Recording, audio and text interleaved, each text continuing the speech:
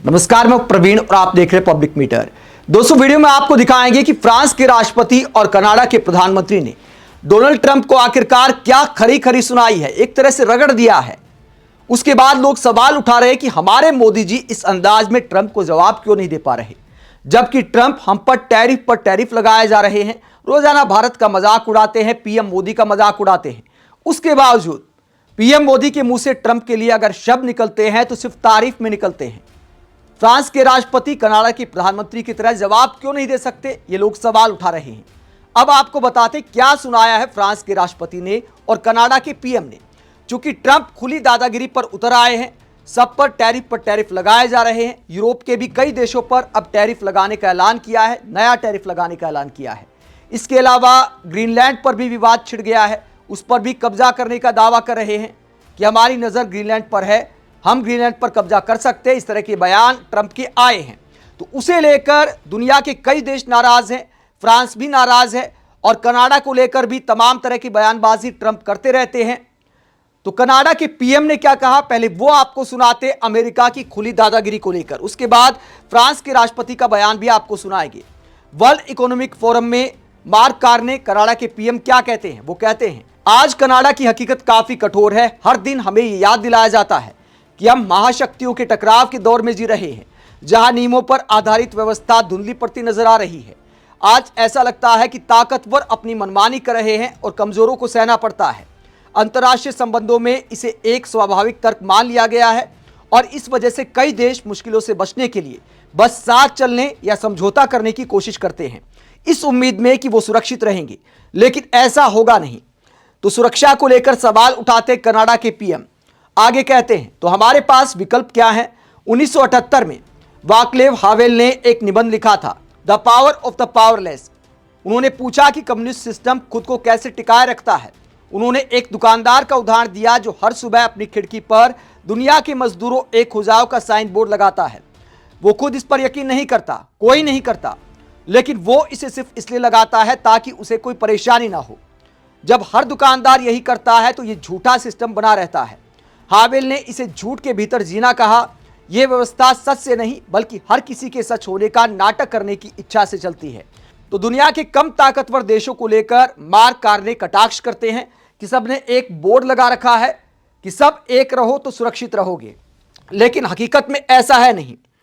आगे वो कहते हैं, दोस्तों अब समय आ गया है कि कंपनियां और देश अपनी खिड़कियों से वो साइन बोर्ड हटा लें। दशकों तक कनाडा जैसे देशों ने अंतर्राष्ट्रीय नियमों के तहत तरक्की की। हमने उन संस्थानों की प्रशंसा की और उनसे लाभ उठाया। हम जानते थे कि यह व्यवस्था पूरी तरह सच नहीं थी।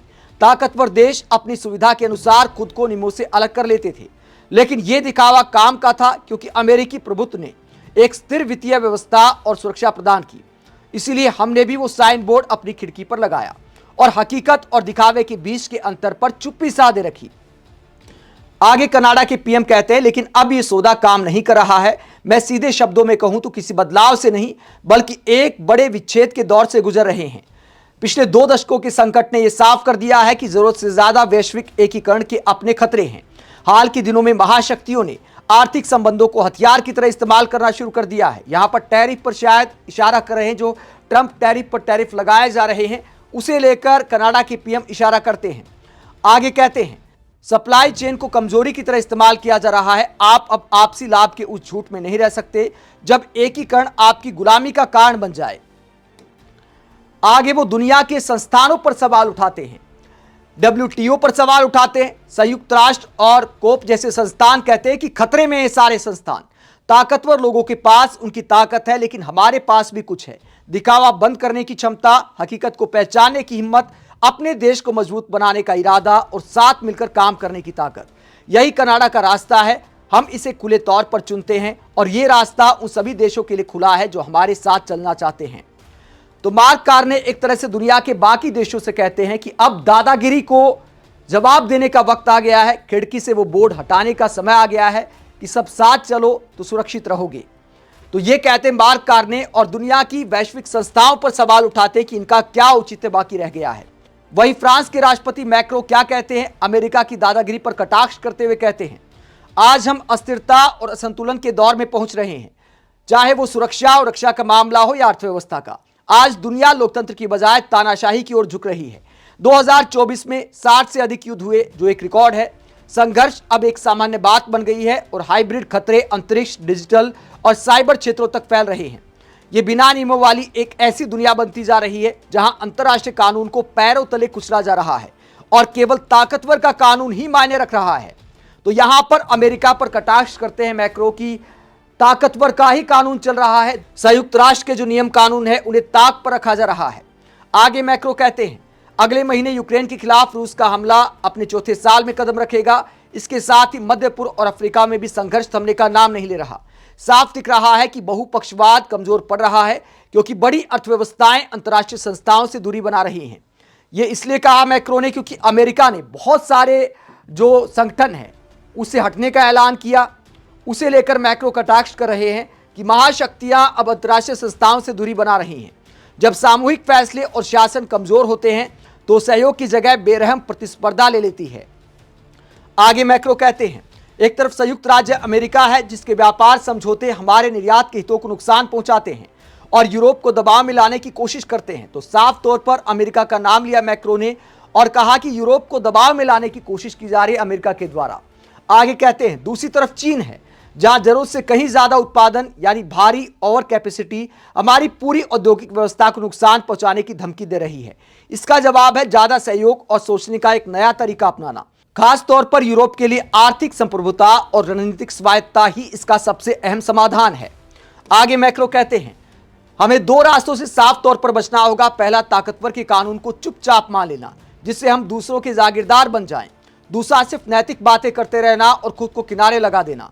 फ्रांस और पूरे यूरोप को एक मजबूत और असरदार बहुपक्षवाद की रक्षा करनी होगी क्योंकि यही हमारे उन सभी देशों के हित में है जो ताकत के शासन को स्वीकार नहीं करते। तो मैक्रो यहां पर अमेरिका पर कटाक्ष करते हैं साफ तौर पर और कहते हैं कि ताकतवर के कानून को चुपचाप मान लेने का वक्त अब चला गया है। आगे वो क्या कहते हैं, आखिर में मैं यही कहूंगा कि यूरोप भले ही कभी कभी धीमा लगे लेकिन यह एक भरोसेमंद और नियमों से चलने वाली जगह है। हम 2026 में वैश्विक असंतुलन को ठीक करने और यूरोप को ज्यादा आत्मनिर्भर और स्वायत्त बनाने के लिए पूरी तरह प्रतिबद्ध रहेंगे। हमें विकास भी चाहिए और स्थिरता भी, लेकिन हम डराने धमकाने वालों की बजाय, बुली करने वालों की बजाय सम्मान को चुनते हैं, बर्बरता की जगह विज्ञान को चुनते हैं और ताकत के कानून की बजाय कानून के शासन को चुनते हैं। तो फ्रांस के राष्ट्रपति अमेरिका की दादागिरी पर काफी कुछ सुना गए क्योंकि अब ग्रीनलैंड को लेकर जिस तरह बयानबाजी करे ट्रंप, उससे यूरोप के देश नाराज हैं। ऊपर से टैरिफ पर टैरिफ लगाए जा रहे ट्रंप। तो अमेरिका की इस दादागिरी को लेकर फ्रांस के राष्ट्रपति ने कनाडा के पीएम ने खरी खरी सुना दी है। लेकिन सवाल ये उठता है कि पीएम मोदी का धैर्य कब जवाब देगा। हमारे यहाँ कई टीवी एंकर कहते हैं, कई पत्रकार कहते हैं, बीजेपी के नेता कहते हैं कि भैया चुप्पी ही मास्टर स्ट्रोक है।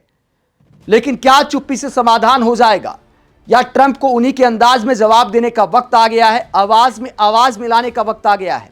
जब France, Canada, Brazil, south Africa के राष्ट्राध्यक्ष समय समय पर ट्रंप को सुना चुके हैं, तो क्या पीएम मोदी को भी दबाव को बढ़ाते हुए उसी अंदाज में जवाब देने की जरूरत नहीं है जिस अंदाज में ट्रंप भारत पर मस्करी करते हैं, मजाक उड़ाते हैं और रोजाना टैरिफ पर टैरिफ का ऐलान किए जा रहे हैं। आप इस पूरे मसले को लेकर क्या सोचते हैं, कमेंट बॉक्स में अपनी राय जरूर दें। साथ ही चैनल को सब्सक्राइब भी करें। नमस्कार।